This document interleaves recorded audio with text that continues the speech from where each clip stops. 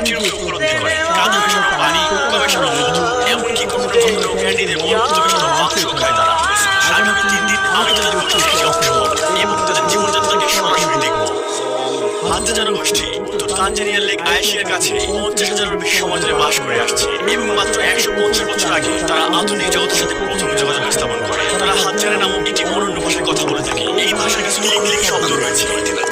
গোষ্ঠী সদস্যরা আমাকে তাদের প্রধানের সাথে দেখা করালেন। আমার নাম সাকারো।